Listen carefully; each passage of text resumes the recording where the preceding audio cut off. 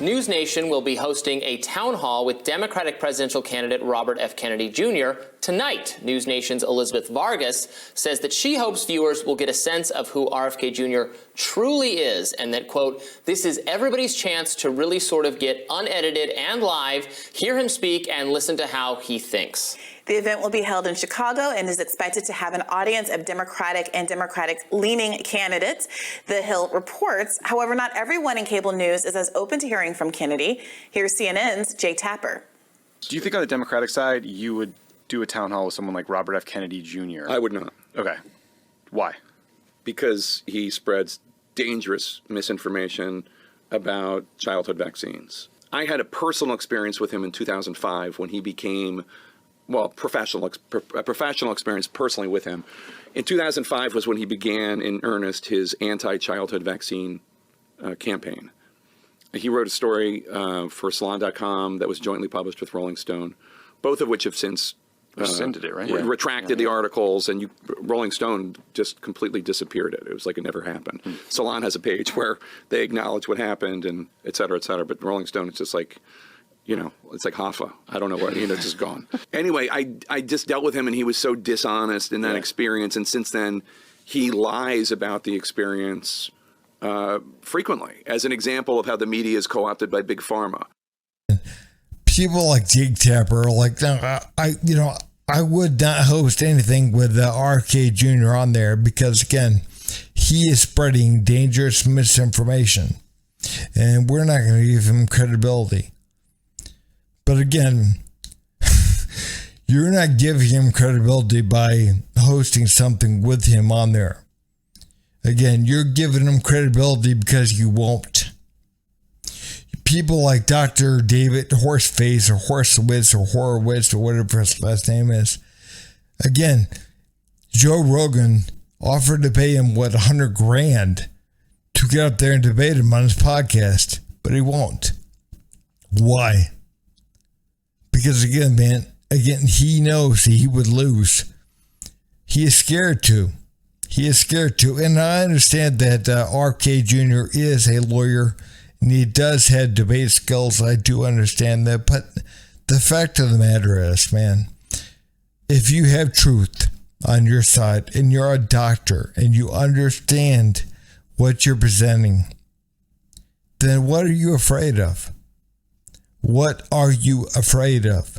And again, you're not giving him credibility by getting on a platform with him. You're giving him credibility because you won't. That is what's giving him credibility. And people got to get this straight. And the thing is, man, we have got to understand that if they have true information to debunk what he is claiming, shouldn't they? Wouldn't that be doing everyone a favor? The whole country a favor? If you can expose him as fraud, wouldn't you be doing this country a favor? So please, if you can expose him as fraud, do it. Again, if not, shut your mouth. Well, the media is co-opted by Big Pharma. That's a lie. It's an outrageous lie. Who could say it? The irony here is that, so this is being, framed as an opportunity for people to hear him at length and uncut and unedited and live and all of those sorts of things. RFK Jr. has been very clear that he thinks that podcasts are the medium that's going to bring him kind of political success in the same way that television advantaged his uncle. And he has been doing the podcast circuit and doing these 2-3 hour long podcasts all over the place. So a lot of Americans actually already have heard him explain himself at length, defend his views at length, much more so than Jake Tapper choosing to go on establishment podcast Pod Save America with a bunch of former Obama speechwriters who have, since the Obama era, spent all of their time sitting behind a desk and performing live comedy shows of politics. So this is a big trust issue. I have no idea what he's referring to specifically with his interaction with RFK Jr. Of course, it's possible for anyone to misrepresent anything.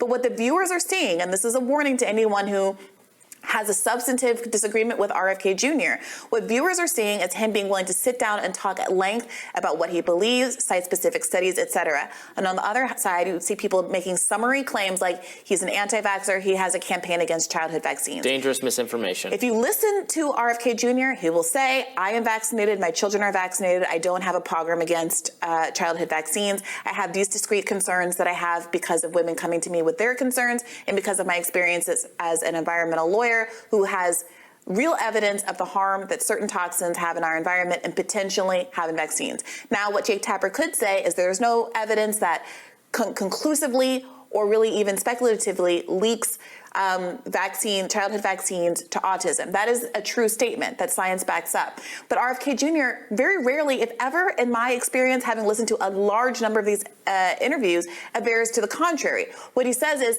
here's a discrete area where I think there needs to be more exploration. I think the science is unclear here. I think there haven't been the right kinds of tests here. And of course, it is true that that can breed a kind of ambiguity that might lead people to undercount the benefit of childhood vaccines when they are in fact very beneficial. However, instead of making those kind of substantive arguments that are legitimately in conflict with what RFK Jr. is saying, you get this disinformation stuff, and I don't think it's getting through to anybody. In no way, shape, or form would Jake Tapper be doing anything at all by saying, I would not host a town hall with him on there. Not one single bit, because again, he uses podcast platforms as a way to get his message out there. And that is what he uses. He does not use the mainstream media. The mainstream media is dead. They are dead. And people, they got to see that it is not what it used to be. They are dead. They are gone. And again, man, people like RFK Jr., they're using the podcast medium to say what he's got to say. And again, if you can debunk him, please do so. You would be doing people a favor by exposing him if you believe he's a fraud. But again, we also have to understand that the mainstream media has been taken by the pharmaceutical industry. They have. Again, you can see for yourself, every other commercial is some kind of commercial about some new drug. So again, we know that that is the case. We understand that. And people like Jake Tapper, they are mainstream media, folks. That is what they do. So we understand that. And also, man, we also have to get it through our heads that it is possible that we're being lied to. It is possible. Again, our government has lied to us before. That has happened. So again, especially when there's billions upon billions upon billions of dollars out there into it. So we got to understand that it could happen. And again, that's just my opinion. But again, that could be the case. And we got to get through our heads. In April, by the way, Roger Stone, who worked as Donald Trump's campaign advisor in 2015, said that RFK Jr. could lessen Joe Biden's chances and increase Trump's chances of a 2024 win. And I think it will help, in the end, soften Joe Biden up for his defeat by Donald Trump. And to this, Vanity Fair said, of course, the right has welcomed RFK Jr. with open arms.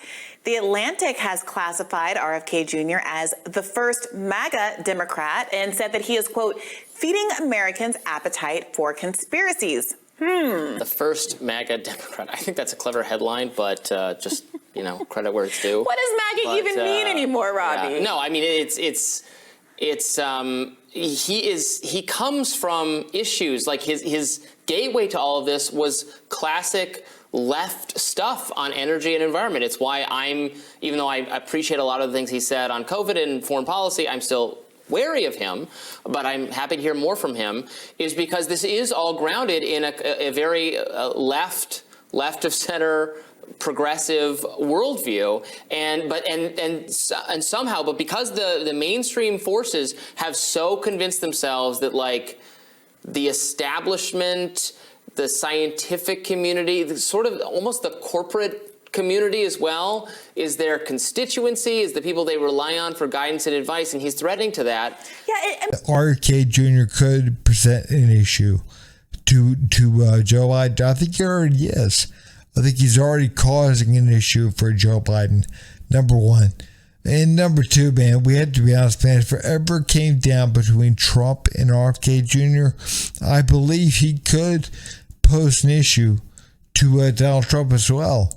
Because, again, we had to be honest, man, he would take pretty much all the Democratic votes. He would, number one. And number two, man, I understand the Democrats hate him, but they hate Trump even worse.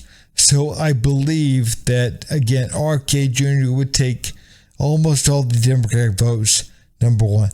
And number two, man, I feel that he would take a portion, even a small portion, of Republican votes as well. Because, again, man, he is a different kind of Democrat. So, again, I fully agree that he could be an issue, not only to Joe Biden, but to Donald Trump as well. So, again, we have to understand that. And also, man, the thing about conspiracy theorists and everything else as being bad, man, being a conspiracy theorist is a good thing. It is. Because, again, we have to be honest, man.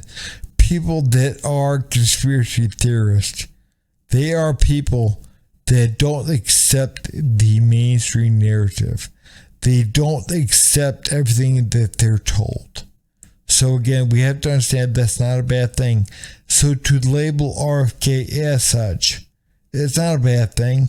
It's not a bad thing at all. Again, I believe that Americans, for the most part, man, again, true Americans that question things feel this way.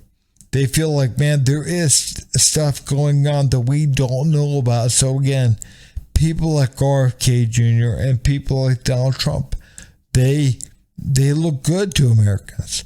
That, again, if it came down between RFK and Trump, man, that to me is good right there.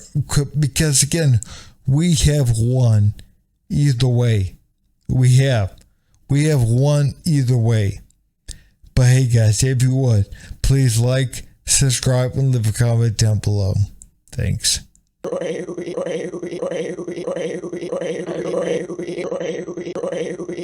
You son of a